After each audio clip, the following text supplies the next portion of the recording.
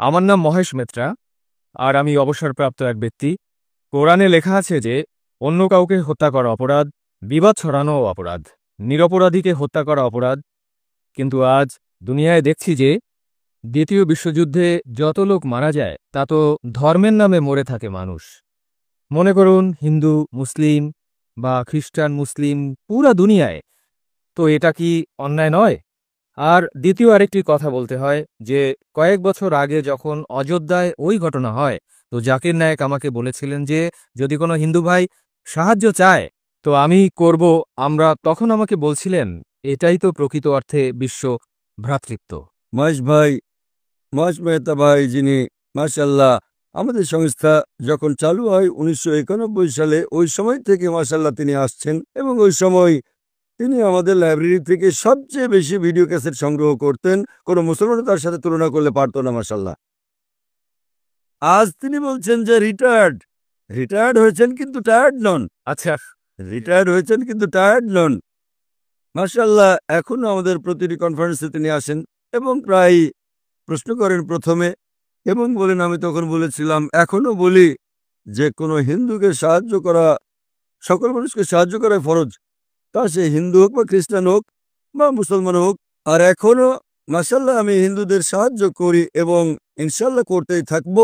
আপনার যে প্রশ্নটা খুবই গুরুত্বপূর্ণ প্রশ্ন, খুবই সুন্দর প্রশ্ন, যে ইসলামে অন্য কাউকে হত্যা করা অপরাধ, বিবাদ ছড়ানো অপরাধ, নিরপরাধকে হত্যা করা অপরাধ, তা সে হিন্দু বা মুসলিম হোক।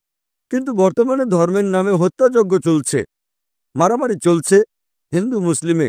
এত হত্যা হয় যা প্রথম আর দ্বিতীয় বিশ্বযুদ্ধেও হয়নি। আর যা আপনি বললেন আমি সেটা মানি, কিন্তু এই সব যা হচ্ছে তা একেবারে অন্যায়।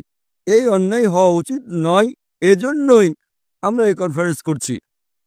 আমরা কেন এই কনফারেন্স করছি? যদি হিন্দু মুসলিমদেরকে সঠিকভাবে বুঝতে পারে আর মুসলমান হিন্দুদেরকে সঠিকভাবে বুঝতে পারে, তো এই দ্বন্দ্ব নিরসন হয়ে যাবে। আর আপনারা হয়তো আমার আলোচনা শুনে থাকবেন, এই যে টেরোরিজম মুসলিম মনোপলি, তাতে আমি বলি যে কোনো ধর্মই এটা শেখায় না যে অন্য ধর্মের অনুসারীদের হত্যা করো। আপনি ভগবদ গীতা পড়েন, বেদ পড়েন, কোরআন পড়েন, বাইবেল পড়েন, সেটা শেখায় না। কিন্তু আমার মতে এই সন্ত্রাসবাদ যে পৈতৃক সম্পদ, তা হচ্ছে রাজনীতিবিদদের।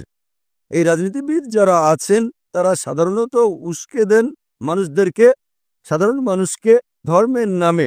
আর আমরা নিরপরাধ মানুষেরা তাদের উস্কানিতে ঝাঁপিয়ে পড়ি। আপনারা দেখবেন যত হাঙ্গামা হয়েছে, গুজরাটে হোক বা অযোধ্যায় হোক বা বোম্বেতে হোক, তার হতে কে ছিল? রাজনীতিবিদ। তারা গরিবদের উস্কানি দেয়। ওই গরিব লোকগুলো নিজেদের ধর্মের ব্যাপারে জানে না, আর তারা এদের উস্কে দেয়। এই জন্যই এই দাঙ্গা ফ্যাসাদ হয়ে থাকে। সবচেয়ে বেশি দাঙ্গা ফ্যাসাদ হয় ধর্মের নামে। এই জন্যই এই কনফারেন্সের মাধ্যমে এখন আপনি মাশাল্লাহ, আপনি আমাদের ওখানে সংস্থায় আসেন, কনফারেন্সে আসেন, আপনার ইসলাম ধর্মে একদম অভিযোগ নেই। কোনো মুসলমান যদি আপনার উপর রাগ করে, আপনাকে যদি কষ্ট দেয়, তো নিশ্চিত আপনিও তার উপর রাগ হন। কিন্তু সর্বোপরি আপনার ইসলাম সম্পর্কে কোনো ভুল ধারণা হয় না, তো আপনি মুসলমানদের সাথে ভালো ব্যবহার করবেন। যতদূর আমি জানি আপনি মাশাল্লাহ আমার সাথে সবসময় ভালো ব্যবহার করেছেন আর ইনশাল্লাহ করতেই থাকবেন। তো এই ভুল ধারণা দূর করতে এমন কনফারেন্স আমার মতে আরো হওয়া উচিত। আসলে আমরা মেনে চলি কোরআন যেভাবে বলছে,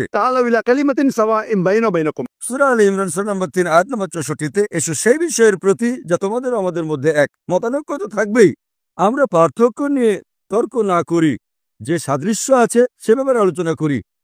আমি ইচ্ছে করলে একটা অনেক লম্বা লেকচার দিতে পারি হিন্দু ও ইসলাম ধর্মের মধ্যে পার্থক্য নিয়ে, খ্রিস্টান ও ইসলাম ধর্মের মধ্যে পার্থক্য নিয়ে। আমি তা চাইও না আর তা করবও না, কারণ আমি শান্তি চাই। তো শান্তির ভিত্তি একে অন্যকে বোঝার পরই হতে পারে। আর এটা বোঝেন যে আমাদের প্রভু এক, আমাদের পালনকর্তা এক, আমাদের সৃষ্টিকর্তা এক, এবং যদি আমরা একই সৃষ্টিকর্তার ইবাদত করি আর তাকেই মেনে চলি, তো এই ধর্মের নামে দাঙ্গা হাঙ্গামা একেবারেই বন্ধ হয়ে যাবে। আর আমি চাই যে আপনার মতো আরো লোক ইসলাম ধর্ম পড়ুক, মুসলমান হিন্দু ধর্মকে পড়ুক, একে অন্যকে বুঝুক, এবং কমপক্ষে সাম্যতার যে আমল করি তা, যা বিরোধপূর্ণ বিষয় আছে সে ব্যাপারে কাল আলোচনা করব। আজ কমপক্ষে সাম্যতায় আলোচনা করি, তো ইনশাল্লাহ এই দাঙ্গা ফেসাদ নিরসন হবে।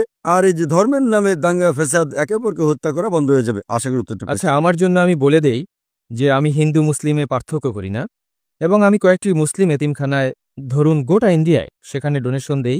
আমি জাকাত তো বলবো না, যেহেতু আমি মুসলিম নই, তো আমি কোনো ভেদাভেদ করি না, বুঝলেন? মাশাআল্লাহ মহেশ ভাই, তাই তো আমি বলছি, যদি অন্যান্য হিন্দুগণ ইসলামকে আপনার মতো জানেন এবং বোঝেন, তো ইনশাআল্লাহ এই নোংরাপনা শেষ হয়ে যাবে এবং আমরা হিন্দু মুসলিম এক হয়ে যাব।